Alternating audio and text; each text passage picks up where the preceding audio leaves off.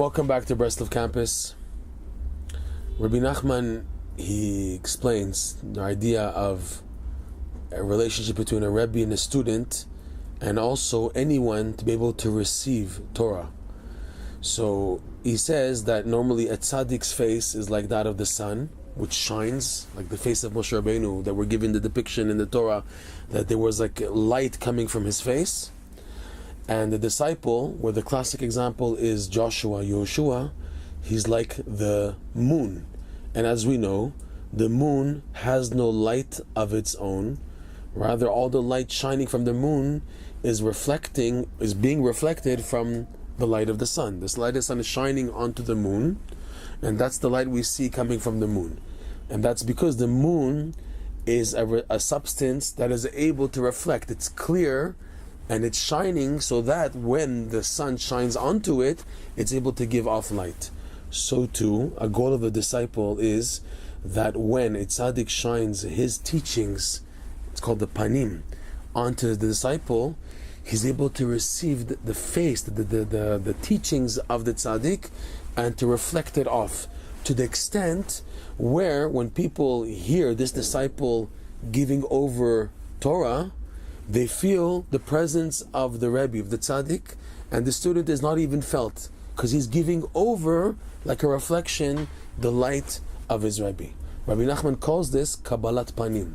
There's a term in Judaism that whenever a big tzaddik comes, there's a thing to receive his face, kabel panav, to receive his face. So Rebbe Nachman explains it literally, that literally a disciple, if now his face is shining like the moon, he literally receives the face of the tzaddik. But the condition is that the moon has to be shining, meaning what? That there's no traces of personal interest and ulterior motive. In order for the disciple to have the face of the tzaddik shine into him, it has to be 100% receiving mode, accepting mode. No haughtiness, no brazen-facedness, azut panim, because if that's the case, a person will not be able to receive the light of the tzaddik.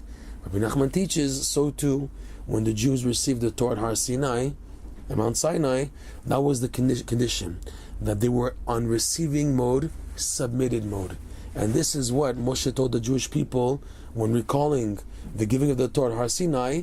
It says, Panim befanim diber Hashem imachem.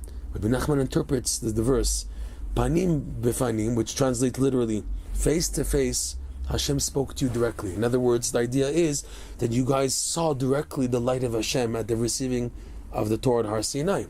Rabbi Nachman translates it literally. Panim befanim. The face of God, kivyachol, as if to say, was shining befanim, in the face of the Jewish people. In their face was being reflected the light of the face of the countenance of God, so to speak, at receiving the Torah, which means the face of the Torah. We call the panim of anything, like we say the 70 faces of the Torah. So Torah knowledge and wisdom is associated with the face. So at the Har Sinai, it says panim befanim. The Jews were at such a level of submissiveness and willing to receive that they reached the level where Hashem was shining His face into the Jewish people, to the point diber im Hashem imachem, that the speech of Hashem was with you, was coming from you, was out of you. This is a goal. But it says also that the condition for this to be is that there's no brazen-facedness. And that's the explanation of what the rabbis teach, that anyone who has azut panim, chutzpah, but not holy chutzpah of the evil side, biyadua shelo amdu raglav ragnei avotav b'Har Sinai. It should be known that this person is not descended, or himself is not a soul that was at Har Sinai, because of if he is a brazen-faced person, that's the sign that he did not receive the Torah at Har Sinai, because the condition of the Torah at Har Sinai was it was face to face, face within the face. And so too, when going back to the idea of the tzaddik and the disciple, to receive the light of the teachings of a master, of a teacher, you have to be in receiving mode to be able to accept, submitted, and that way the tzaddik can shine his light into the person. But if the person has his ideas, and I'm going to take the tzaddik's ideas and add them to my own ideas and to present them in my format, It's no longer the shining face of the tzaddik and the disciple. Rather, it's a distortion now, where the disciple has started his own ingenuity in his own format, and it doesn't have that pureness as is found in the face, in the teachings of the tzaddik.